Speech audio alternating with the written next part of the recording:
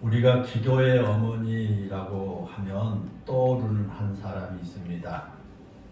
그녀가 바로 초대교회의 유명한 교부인 성 어거스틴의 어머니 모니카입니다. 모니카는 이 북아프리카의 부유한 가정에서 태어나서 어려서부터 기독교 신앙 교육을 받으면서 자라났습니다. 그리고 그녀는 로마의 관원이며 부유한 지주였던 이교도와 결혼을 한 후에 남편이 하나님의 품으로 돌아오기를 매일 기도를 했습니다. 그런데 그녀는 남편이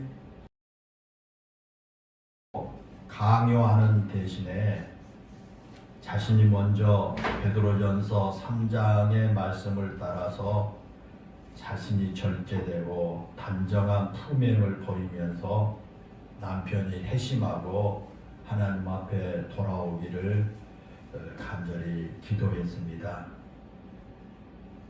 그렇게 남편의 구원을 위해 기도한 끝에 16년 만에 이교도였던 그 남편이 하나님 품으로 돌아와서 세례를 받고 믿음 생활을 잘하게 되었습니다.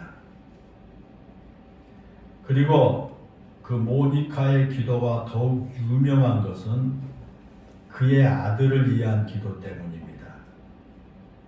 그의 아들 어거스틴이 학문에 뛰어난 능력을 가지고 있었지만 젊은 시절부터 방탕한 생활을 많이 했습니다. 불과 16세의 술집 여인과의 사이에서 사생아를 낳는가 하면 학문을 탐구한다는 이유로 만이교라고 하는 이교도에 빠지기도 했습니다.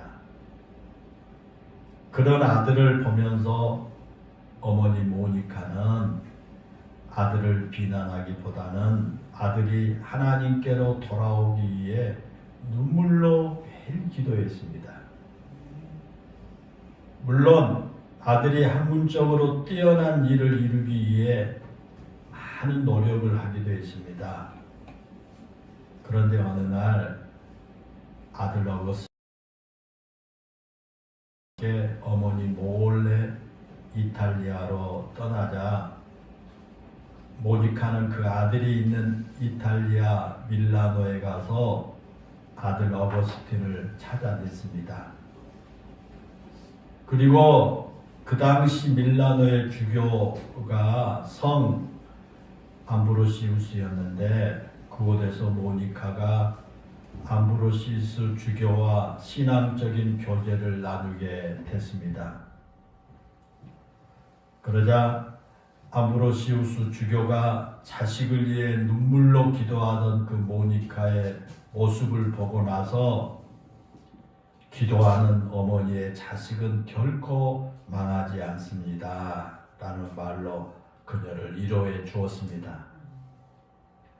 그러자 모니카가 아들 어거스틴이 암브로시우스 주교와 함께 교제하기를 원했고 그래서 어거스틴이 암브로시우스 주교에게 학문을 배우게 됐습니다. 물론 신앙을 배우기 위한 교제가 아니라 단순히 학문에 위한 만남이었지만 이 어거스틴이 암브로시우스 주교와 함께 교제하며 학문을 배우고 설교를 들으면서 기독교를 알아가게 되었고요. 결국 하나님 앞에 돌아오게 됐습니다. 그 후 모니카는 하나님께로 돌아온 어거스틴과 함께 자기 고향으로 돌아가던 중 오스티나 항구 근처에서 병을 얻어서 56세의 나이로 세상을 떠나고 말았습니다. 아들 어거스틴이 하나님 품으로 돌아온 지 불과 1년 뒤에 되어진 일이었습니다. 여러분, 자식을 위해서 기도하지 않는 부모가 어디 있겠습니까마는 어거스틴 어머니 모니카는 자식을 위해서 기도했던 기도의 어머니로 유명합니다. 아들의 성공을 위해서 기도한 게 아닙니다. 아들의 신앙을 위해서, 아들의 믿음을 위해서 그렇게 기도한 겁니다. 여러분, 그렇습니다. 암브로시우스 주교가 말한 것처럼 기도하는 어머니의 자식은 결코 망하지 않습니다. 기도하며 기다렸던 모니카의 아들 어거스틴은 우리 기독교 역사에 가장 존경받는 그런 교부가 되어 있습니다. 사랑하는 여러분, 여러분은 자녀들을 위해서 얼마나 기도하셨습니까?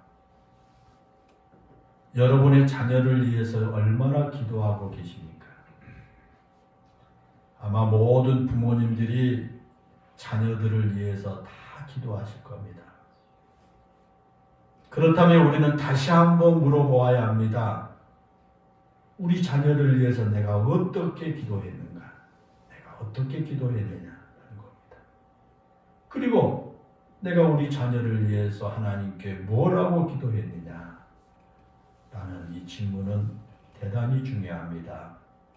왜냐하면 우리가 그리스도인으로서 기도하는 부모의 역할을 제대로 하고 있느냐라고 하는 질문이 되기 때문입니다.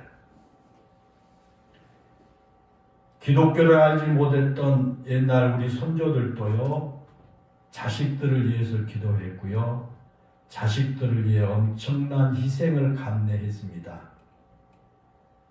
우리 선조들도, 저희 부모님들도 제가 어렸을 때 기억이 생생합니다. 매일 이른 아침 정한수 떠놓고 정성을 다해서 기도했던 어머니들도 많았습니다. 제가 어렸을 때 기억에 나는 게 저희 어머님도 우리 형님들이 군대에 갔을 때 마루에다 뭔가 하는 걸 보았어요. 지금 생각해 보니까 그게 이 군대 간 그 자녀들을 위해서 그걸 뭘 떠놓고 그렇게 의식을 행했던가 아닌가 생각이 돼요. 자식이 잘 되기를 바라면서 많은 돈을 들여서 구슬하기도 했고요. 점쟁이를 찾아가서 어떻게 해야 우리 자식이 잘 될지를 묻기도 했습니다. 그러나 그런 모습들이 자식을 위한 부모님들의 정성이라고 말을 할지라도 우리는 그것을 우리의 신앙과 연결하지는 않습니다. 우리 부모님들의 그런 수고와 희생을 폄하하는 것은 아니지만 그게 신앙적이지는 않습니다. 그런 부모님들과 지금 신앙을 가지고 믿음 생활하고 있다고 하는 우리가 어떻게 다르냐라는 것입니다. 오늘 우리가 읽은 본문은 기도의 어머니인 한나에 대한 이야기 아닙니까? 우리가 한나에 대한 이야기를 쭉 읽었습니다. 한나는 엘가나라고 하는 사람의 아내였습니다. 그런데 엘가나의 또 다른 아내인 분인나에게는, 한나에게는 자기 남편 엘가노로부터 사랑을 받고 있음에도 불구하고 자식이 없었습니다. 한나가 자식을 낳지 못합니다. 그 당시 고대 사회에서는 자식이 없다는 것을 단순히 불쌍하다고만 여기는 정도가 아닙니다. 자식이 없다는 것은 때로는 저주받은 여인으로 취급을 당하게 됐습니다. 그래서 비록 남편 엘가나가 자식이 없는 한나를 위로해 주지만 한나는 자식 있는 그 분인나로부터 괴롭힘을 당하기만 했습니다. 그렇게 괴롭힘을 한나의 입장에서는 그에 대해서 없었습니다. 그래서 한나가 할 수 있는 것은 오직 한 가지입니다. 그것은 오직 하나님께 기도한 것뿐입니다. 자식을 낳지 못한 이런 괴로움이 있는데 또 남편의 또 다른 부인한테 분인나로부터 당하니 누구 붙잡고 하소연도 못하고 오직 하나님께 기도하는 일밖에 없는 겁니다. 하나님께 를 달라고 막 기도한 겁니다. 오늘 본문에 그런 이야기가 쭉 기록되어 있습니다. 남편 엘가나가 1년에 한 번씩 성소가 있는 실로에 올라가서 제사를 드릴 때 한나가 그 남편을 따라 성소에 올라갑니다. 그리고 성소에서 하나님께 막 기도합니다. 마음에 아들을 낳지 못한 것에 대한 원통함과 간절함으로 가득했지만 한나는 마음속으로 하나님 앞에 기도합니다. 오늘 우리가 읽은 본문 13절에 보면 한나가 속으로 말하며 입술만 움직이고 음성은 들리지 아니하므로 그렇게 기록되어 있죠. 한나가 속으로 말해요. 여러분 그렇습니다. 꼭 큰 소리로 기도해야만 그 기도가 간절한 것이 절대 아닙니다. 한나는 그의 깊은 간구를 하나님께 드릴 때 속으로 기도했습니다. 속으로. 그러자 그 음성이 한나의 음성이 들리지 않고 입술만 움직이면서 기도하는 모습을 보고 엘리 제사장이 한나가 술 취한 것으로 오해한 겁니다. 그러나 한나는 그 마음의 괴로움과 원통함이 너무 커서 차마 소리를 내어 기도할 수가 없었습니다. 한나는 그런 자신의 기도를 본문 15절에서 뭐라고 말합니까? 여호와 앞에 내 심정을 토한 것이다. 하나님 앞에 내 심정을 토한 것이다. 여기서 내 심정을 토한 것이라고 하는 말은 나의 마음 전부를 하나님께 쏟아 부었다 그런 뜻입니다. 지금 나의 마음 전부를 쏟아 부어서 하나님께 기도하고 있습니다. 그런 뜻이에요. 사랑하는 여러분, 이것이 바로 바른 기도의 자세인 줄 압니다. 꼭 통성으로 큰 소리로 기도해야만 간절한 기도가 아닙니다. 중요한 것은 하나님께 마음을 쏟아붓지 않으면 아무리 큰 소리로 부르짖는다고 할지라도 그 기도는 그냥 악을 쓰는 것에 지나지 않을 것입니다. 그러나 한나는 온 마음을 하나님께 쏟아붓는 그 간절한 기도를 지금 하고 있는 것입니다. 그러자 그런 한나의 간절한 기도에 하나님께서 응답해 주셨습니다. 엘리 제사장이 한나에게 하나님께서 너의 기도에 응답해 주실 것을 그 기원하는 축복을 해 주었고요. 엘리 제사장의 그런 위로를 한나는 하나님의 응답으로 확신했습니다. 그리고 집으로 돌아가서 더 이상 근심이나 원통함이 없는 밝은 모습으로 지나게 되었다라고 하는 말씀이 오늘 본문 끝부분이죠. 그리고 엘리 제사장의 그 축복대로 한나가 얼마 후에 아들을 낳게 된 것입니다. 그런데 중요한 것이 있습니다. 그와 같이 한나가 아들을 낳게 해달라고 기도해서 아들을 낳았습니다. 여러분 그렇다면 한나는 이제 기도할 것이 없을까요? 자기의 간절한 소원이었던 자식을 이제 봤으니 기도하지 않아도 될까요? 기도한데도 아들을 얻었으니 이제는 기도할 필요가 없을까요? 한나는 자신이 기도하고 약속한 대로 자신이 낳은 아들 그 사무엘이 젖을 먹는 기간이 끝나자 그 아이를 하나님께 드립니다.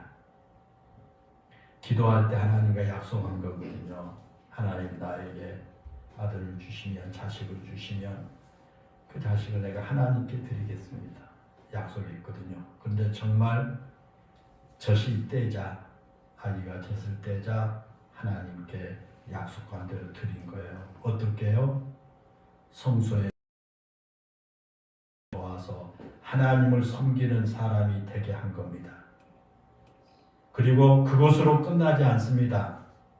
한나는 남편 엘가나가 매년 성소에 올라가서 제사를 드릴 때마다 옷을 지어서 사무엘에게 가져다 주었습니다.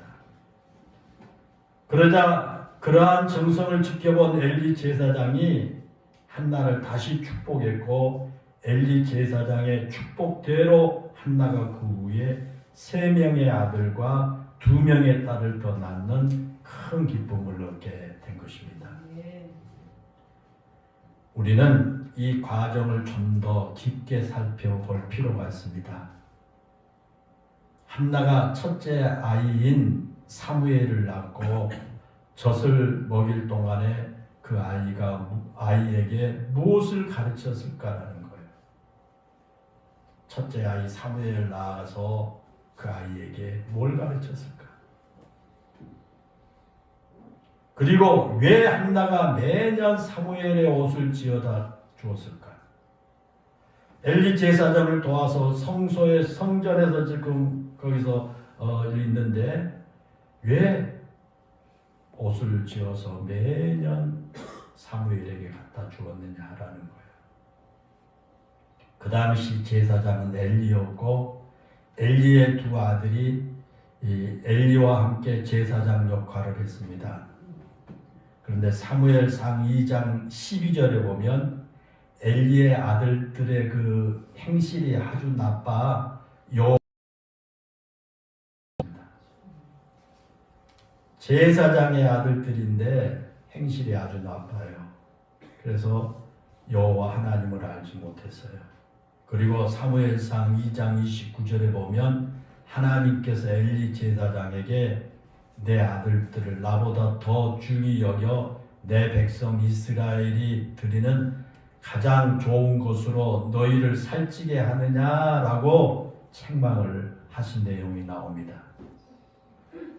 그때는 하나님의 제사장이 하나님을 알지 못한 상황이고, 그 아버지 제사장이 하나님보다 그렇게 못된 그 아들들을 더 중요하게 여겨서 그 아이들을 바르게 교훈하지 못한 그런 때였습니다.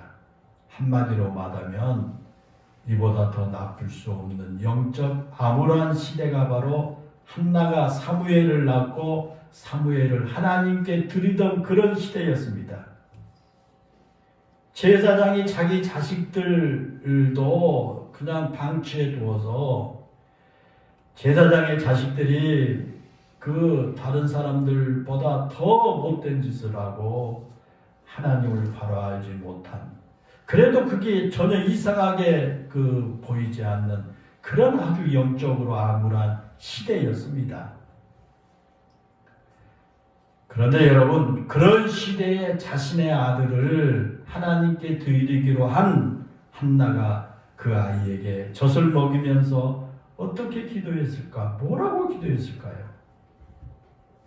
그런 그 시대에 사무엘에게 젖을 먹으면서 뭐라고 어떻게 기도했을까요?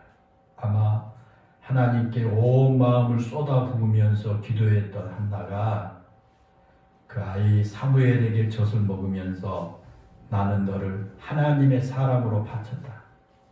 너는 하나님의 사람으로 바르게 커야 한다. 이 영적 암울한 시대에 너는 빛이 되어야 한다라고 가르치면서 그런 사람이 되기 위해서 매일 기도하지 않았을까라는 생각이 듭니다. 그리고 매년 그 아이의 옷을 지어다가 주면서 내 아이가 하나님 앞에 바르게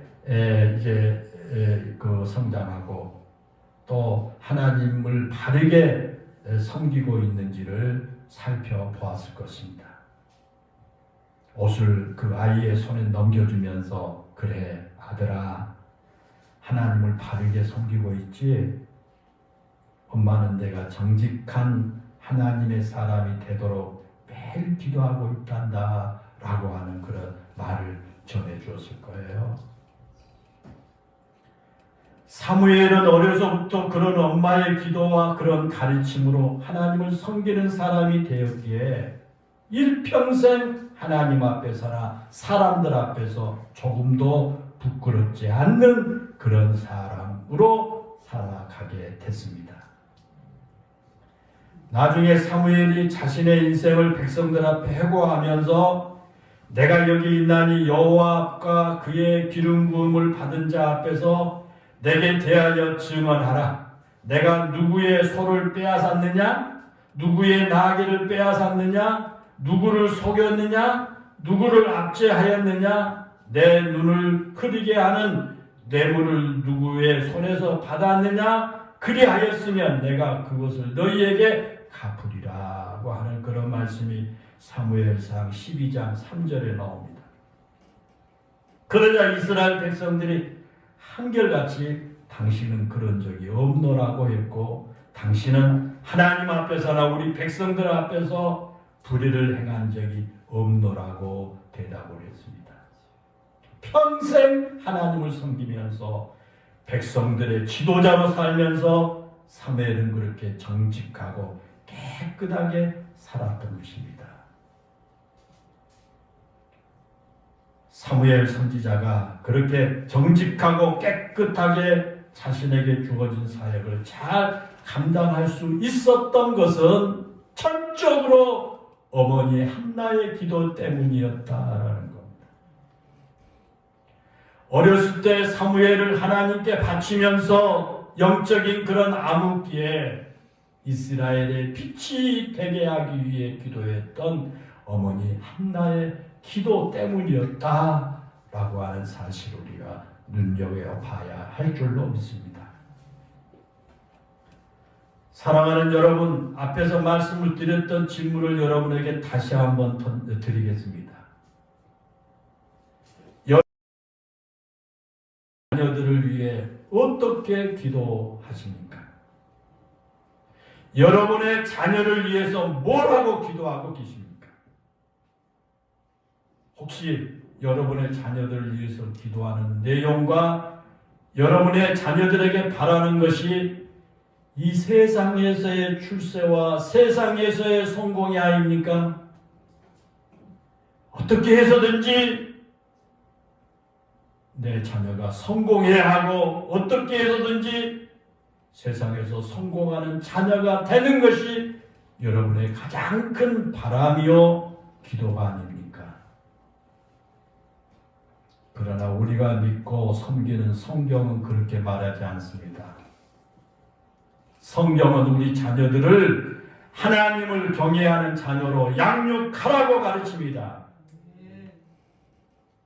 하나님을 경외하면 하나님께서 그를 선하시고 복된 길로 인도해 주실 것이기 때문입니다. 하나님을 경외하는 것이 지혜의 근본입니다. 하나님을 경외하면 세상을 살아갈 지혜가 얻게 되는 것입니다. 하나님의 지혜 속에 이 세상을 살아갈 모든 지혜가 담겨 있습니다. 그래서 하나님을 바르게 섬기고 하나님을 경외하는 것만 잘 가르치면 그 자녀가 세상을 어떻게 살 것인가 라는 것을 전혀 여러분 걱정하지 않아도 될 것입니다. 만약 우리가 신앙생활을 잘한 것만 가지고는 이 세상을 살아가는데 부족하다고 생각을 한다면 그것은 하나님의 능력을 온전히 신뢰하지 못한 것이기 때문일 것입니다. 하나님께 지혜가 부족해서 자신을 신뢰하고 자신을 경외하는 우리에게 세상을 이길 지혜를 주시지 못한다는 생각 때문에 그럴 것입니다. 그래서 여러분 그렇잖아요. 본인은 교회 열심히 나가서 예배생활 잘 잘하고 신앙생활 잘하는데 자기 자녀들에게는 야, 너 신앙생활 잘해야 된다. 교회 열심히 나가야 된다. 여러분 그렇게 자신 있게 말하지 못하고요. 교회 열심히 나가면 저희가 또 교회만 다니면서 공부를 안 할까 봐서 그러면 또 대학교 시험에 떨어지고 그럴까 봐서 태클 걸고 또 은연히 그냥 교회 생활을 적당히 하도록 그렇게 이야기하는 그런 부모도 있지 않습니까? 그거 오해입니다. 오해예요. 신앙생활 잘하도록 거기에 초점을 맞추고 하나님 바로 믿고 섬기라고 거기에 초점을 맞추고 잘 교육하면 여러분 이 세상의 어떤 공부도 세상의 모든 살아감에 있어서 가치관도 여러분 결코 그릇되게 되지 않을 겁니다.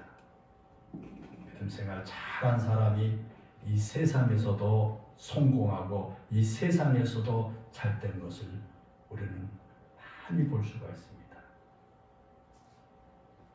여러분에게 이 세상의 성공에다 초점을 맞추라 말은 아니지만 주변을 한번 보십시오. 우리나라에 좀 모든 백성들을 지도하고 앞서 있는 사람들 보면 대부분의 많은 사람들이 정말 그리스도인으로서 믿음으로 자랑하고 믿음 생활하는 그런 사람들인 것을 보게 됩니다. 대중에는 또 그런 그리스도인이라고 하는 간판을 가지고 있으면서 말미암아 헛된 길 감으로 말미암아 그들을 갖다 언론에 부각시켜서 우리 전체 그리스도인들을 다 똑같은 사람들인 것처럼 그렇게 하지만 여러분 그렇지 않습니다. 여러분 오늘 본문에 나오는 한나를 한번 보십시오. 한나가 기도로 얻은 아이 사무엘을 젖을 먹으면서 그리고 1년에 한 번씩 지은 옷을 가져다 주면서 아들 사무엘에게 뭐라고 말했습니까? 너는 세상에서 출세해야 한다. 나라가 지금 왕도 없고 제사장도 엉망이고 하니까 너는 커서 꼭 왕이 되어야 한다고 가르쳤나요? 아닙니다. 만약 한나가 그렇게 가르쳤다면 사무엘이 백성들의 신임을 얻은 것 가지고요 자기 스스로 왕의 자리에 오르려고 했을 줄도 모릅니다. 그런데 사무엘은 그렇지 않았습니다. 그는 왕이 되려고 하거나 권력자가 되려는 마음이 없었습니다. 그는 마지막 하나님의 신실한 선지자로 이스라엘을 이끌었고 정직한 지도자로 그 생을 마쳤습니다.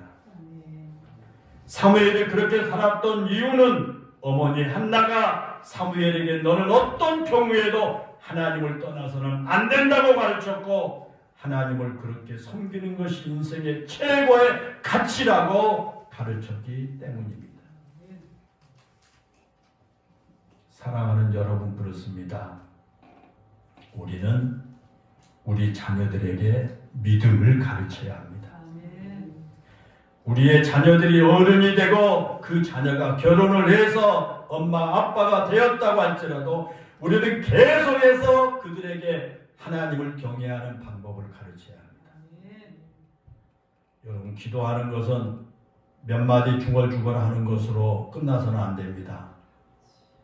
종종 우리 부모들 가운데 저는요 그 아이를 위해서 우리 애를 위해서 기도할 뿐이고요 신앙은 자기들이 알아서 할 것이라고 그렇게 말하는 부모들이 있습니다. 그러나 분명하게 말씀을 드린다면 그것은 부모로서의 책임을 회피한 겁니다. 여러분 기도한다고 해서 우리 책임을 다한 것일까요? 아닙니다. 우리는 자녀들에게 신앙생활 잘해야 한다고 가르쳐야 하고요. 신앙생활 잘한 것이 인생의 최고의 가치 있는 일이라고 복된 것이라고 분명하게 가르쳐야 합니다. 어려서는 그렇게 가르친 게 아니라 성장해서 대학을 가고 직장을 가지고 결혼을 해서 그들이 엄마 아빠가 되었을지라도 우리 부모들은 계속해서 그들의 신앙생활을 염려하면서 그들을 위해서 신앙생활을 위해서 기도해주고 믿음생활 잘하라고 가르쳐야 됩니다. 그것이 기도의 마지막입니다. 그래야만 우리가 나중에 후회하지 않을 것이라고 성경은 말합니다. 사랑하는 여러분, 우리가 기도한다고 다 끝난 게 아닙니다. 우리 자녀들을 신앙으로 이끌어야 합니다. 우리 자녀들이 믿음 생활을 잘할 수 있도록 계속 권면해야 합니다. 우리 자녀들이 그렇게 말한 것을 싫어한다고 해서요, 머뭇거려서는 안 될 겁니다. 때로는 자녀들이 그렇잖아요. 그런 말 듣기를 싫어하고 신앙적인 이야기하게 되면, 신앙생활 잘하라고 말하게 되면 실험 표정을 짓는다고 할지라도 우리 부모들이 머뭇거려서 안 됩니다. 그것은 우리 자녀들을 지옥으로 가도록 방치해 두는 것과 다르지 않기 때문입니다. 사랑하는 성도 여러분, 여러분의 자녀들을 위해서 기도하시기 바랍니다. 기도하는 부모의 자녀는 결코 망하지 않을 것입니다. 그런데 기도하는 것으로 끝나서는 안 됩니다. 그들을 신앙으로 이끌어야 합니다. 우리가 힘을 주어 이끌 신앙교육이에요. 여러분 경험하지 않습니까? 노력하고 힘주어서 자녀들을 신앙으로 이끌려고 해도 잘 따라오지 않는 것이 이 신앙교육이에요. 그렇다고 할지라도 우리는 자녀들을 끝까지 신앙으로 이끌어야 합니다. 우리 자녀들이 지옥에 가도록 내버려 둘 수는 없지 않습니까? 그럼 우리 자녀들을 위해서 기도할 뿐만 아니라 우리 자녀들을 신앙으로 잘 이끌어 주어야 할 것입니다. 그것이 우리 자녀를 위한 가장 큰 사랑인 줄 압니다. 다 우리 자녀를 사랑합니다. 그런데 무엇이 우리 자녀에게 내가 사랑하는 가장 큰 사랑의 표현이냐는 겁니다. 어려서부터 그냥 표정만 보고도 뭐가 필요한 줄 알고 언제나 호주머니에 돈 떨어지지 않도록 용돈 집어넣어주고요. 하여튼 이 아주 고액 과외를 시켜서라도 이제 좋은 대학에 가게 만들고 좋은 직장에 가게 만들어 놓으면 여러분 그게 자녀들을 가장 사랑한다고 생각합니까? 절대 아닙니다. 내가 우리 자녀를 가장 사랑하는 것, 가장 큰 사랑은 뭐예요? 그 자녀를 신앙으로 잘 자라도록 해주는 겁니다. 우리 부모들의 가장 자녀를 위한 큰 사랑이 될 줄로 믿습니다. 기도합니다. 은혜롭고 감사하신 아버지 하나님, 오늘 우리 가정의 달 어린이 주일을 맞이해서 우리 함께 오늘 말씀을 나눴습니다. 은혜로우신 아버지, 우리 영일교회 모든 성도들에게 한나와 같은 하나님 자녀들을 위해서 끊임없이 기도하고 자녀들의 신앙 생활을 위해서 우리가 끊임없이 교육하고, 그래서 우리 자녀들이 믿음 안에서 바른 가치관을 가지고 훌륭하게 살아가는 우리 성도들, 자녀들 모두가 다 되게 해 주옵소서.